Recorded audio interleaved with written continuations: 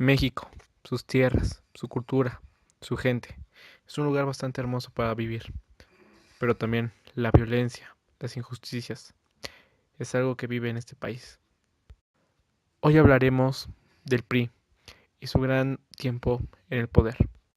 Casi 30 años en el poder, Porfirio Díaz logró ser desterrado. Durante su mandato, muchas innovaciones llegaron, pero las injusticias se vivían a grandes escalas. Muy poca gente sabía leer y muchos vivían en zonas extremadamente de pobreza. Los ricos eran los únicos que importaban en el país, y a Díaz no le importaban las demás personas.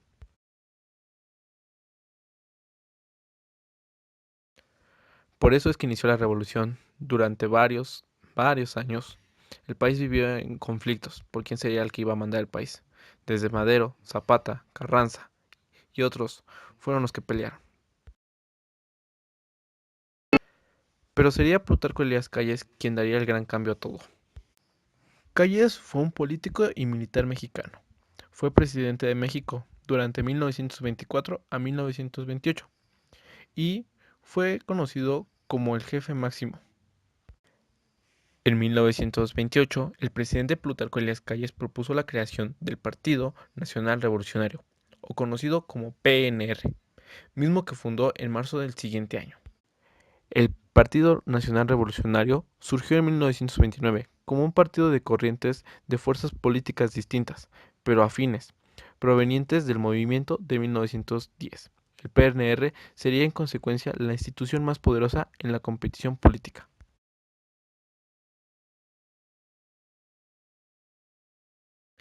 En 1938, y luego de la ruptura entre Plutarco Elías Calles y el entonces presidente Lázaro Cárdenas, el partido cambió todo. Sus fines empezaron a ser para obreros, y desde ese momento cambiaría su nombre, de PNR a Partido de la Revolución Mexicana.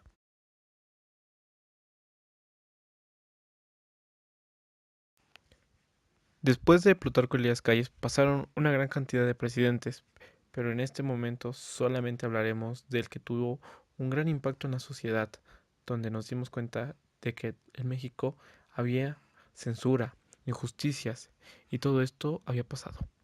Hablaremos de Gustavo Díaz Ordaz.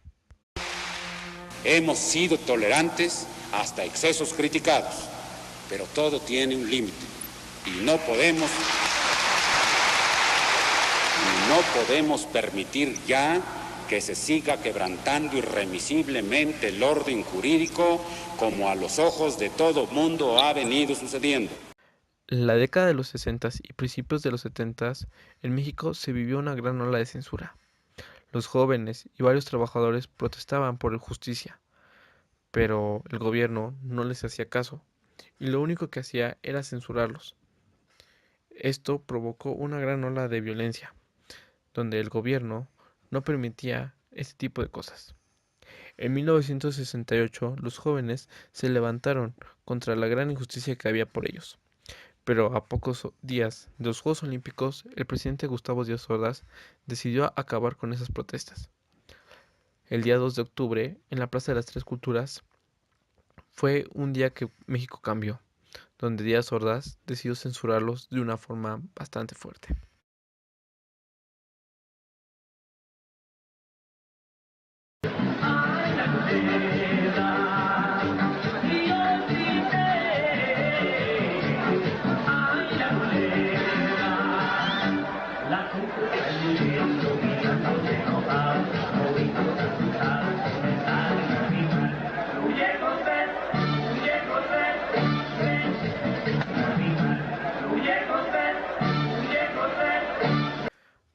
Creo que no hay mucho que decir, pero dejemos que alguien que estaba a cargo del país en ese momento dé una explicación. ¿Usted cree que fue el mejor presidente que ha tenido México en los Claro, últimos 20 años? en ningún momento un presidente puede hacer un juicio sobre sí mismo. Yo conozco mis aciertos y sin duda, mejor que nadie, conozco mis errores. Los he reconocido en mi libro, los reconocí siendo presidente, Jorge, y para el tamaño de los retos de México, no importa lo que se haga, nunca será suficiente para trabajar más a favor de los mexicanos. Pero aquí hay algunas de las críticas. Cuando usted deja la presidencia, millones de mexicanos pierden sus ahorros, pierden sus casas, pierden sus trabajos. Usted le echa la culpa a Ernesto Zedillo, a su gobierno, pero en parte no es usted también responsable de eso. Yo he señalado, Jorge, que cuando un presidente termina deja activos y pasivos, ¿sí? Nosotros dejamos en un año muy difícil, 1994, que empezó el 1 de enero con el levantamiento del EZL en Chiapas, después la trágica muerte de Luis Donaldo Colosio, nuestro candidato a la presidencia de la República, y la de José Francisco Ruiz Massieu.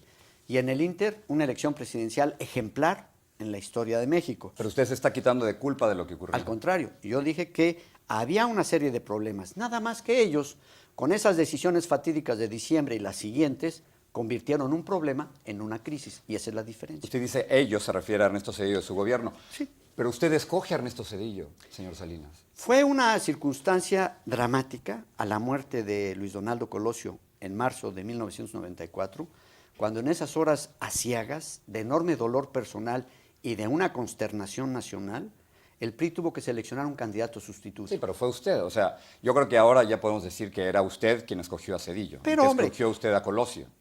Era una decisión en la cual el presidente de la República, que provenía del PRI, tenía una gran influencia sobre el partido, pero se hablaba, se negociaba y se consensuaba con las fuerzas del partido. Eso siempre se hizo. Si usted no hubiera querido Zedillo, no sale presidente.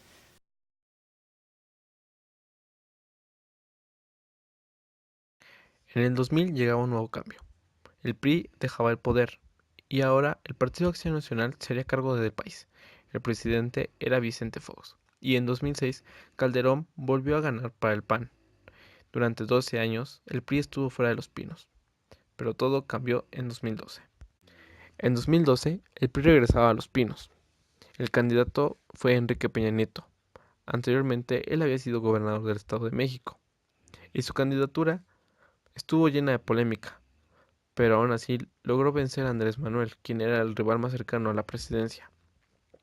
Durante el sexenio de Enrique se vivieron grandes crisis. Primero tuvo el gran problema con los estudiantes de Ayotzinapa, donde 43 estudiantes desaparecieron y a día de hoy sigue sin saber rastro de ellos. El aumento del dólar, la pérdida de la gasolina y el aumento de ella han sido grandes crisis económicas. Además, la llegada del republicano Donald Trump no ayudó mucho al país. Enrique Peña Nieto no fue un presidente bien recibido y su sexenio es considerado uno de los peores, junto con otros presidentes de igualmente el partido de PRI.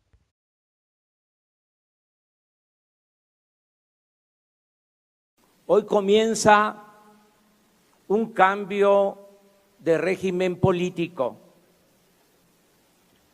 A partir de ahora se llevará a cabo una transformación pacífica y ordenada, pero al mismo tiempo profunda y radical, porque se acabará con la corrupción y con la impunidad que impiden el renacimiento de México.